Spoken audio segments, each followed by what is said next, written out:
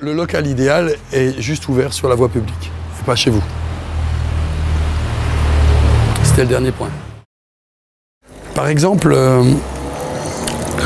un pharmacien doit utiliser de l'éthanol qui pourrait être utilisé pour faire du pastis, mais en fait, lui, il l'utilise pour faire, je sais pas, pour désinfecter ou bien pour faire une teinture mère ou je ne sais quoi. Donc lui, ce ne serait pas normal qu'il paye des taxes. Donc il a un statut d'utilisateur. Il peut acheter de l'alcool de bouche et il ne paye pas de taxes dessus. Donc, par exemple, moi je fais de la teinture de propolis. Bon, en Suisse, on paye les taxes dessus, mais en France, je pourrais avoir un statut d'utilisateur, même si je suis producteur par ailleurs, hein, et acheter ou produire de l'alcool de bouche, de l'alcool comme ça, ne pas payer de taxes dessus et faire mes teintures mères avec. Teinture mère, alcoolature, etc. Voilà.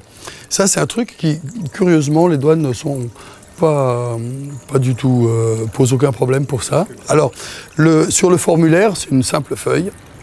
Il faut trouver une place pour cocher, il y a deux lettres à cocher. Je ne me rappelle plus lesquelles c'est. En général, les douaniers ne savent pas trop. Bon, il faut trouver... Voilà. Et ils vont vous demander combien vous avez besoin par an. Vous leur dites 10 litres d'alcool pur ou 40 litres d'alcool pur. D'une façon générale, en dessous de 100 litres d'alcool pur, ils ne vont pas vous embêter.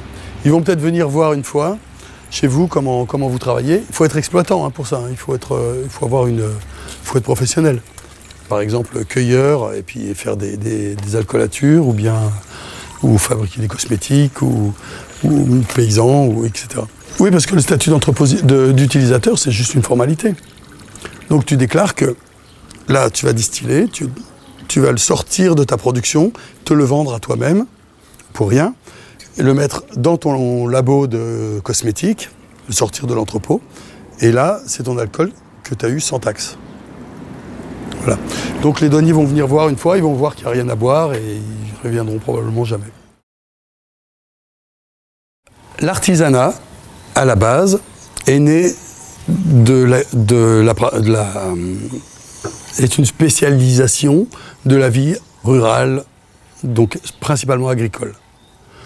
Et petit à petit, les gens se spécialisent et se séparent de l'agriculture pour fabriquer les outils pour l'agriculture, pour que les gens aient leur propre production. Bien sûr, l'agriculture, c'est sa propre production. C'est pour survivre soi-même, à la base. Et donc l'artisanat est né de cette pratique agricole et rurale. Et ensuite, l'artisanat a encore évolué, s'est spécialisé, et au 19e surtout, a évolué vers l'industrie. Donc il y a vraiment cette évolution de la pratique rurale agricole qui crée cette spécialité qui est antique hein, maintenant, de l'artisanat, qui se spécialisera ensuite vers l'industrie. Donc il y a ce mouvement-là. Et notre base à nous, artisans, c'est l'amateur. C'est les amateurs. Et la tradition de la goutte, la tradition qui donne toute la noblesse à la distillation artisanale, c'est le bouilleur de cru. Et donc on a intérêt à y penser à ça. On a intérêt à ne pas négliger le bouilleur de cru. Je pense que c'est un devoir pour chaque artisan, on en parlait hier, je ne sais plus quoi, pour les artisans de transmettre leur métier et puis d'apprendre des apprentis. Ça, c'est bien l'évidence. Mais aussi, c'est un devoir, à mon avis, et pour moi en tout cas, comme distillateur, de recevoir les bouilleurs de cru. Parce que c'est grâce à eux que notre goutte, c'est pas juste de l'alcool, c'est pas juste un produit. C'est toute la tradition de l'eau de vie, quoi. C'est la goutte. Voilà. Sinon, on va être aspiré par l'industrie. Parce que ça marche pas, ça sert à rien. S'il n'y a pas de la vie là-dedans, c'est juste un produit raté. L'industrie fait ça mieux que nous, au niveau produit. Mais au niveau vie, par contre, ils sont nuls. Il n'y a que nous qui savons faire ça, et les amateurs. Donc il faut quand même qu'on y pense à ça. Voilà. Donc je pense que moi, je vous encourage vraiment, si vous vous installez comme distillateur, à ne pas négliger les bouilleurs de cru.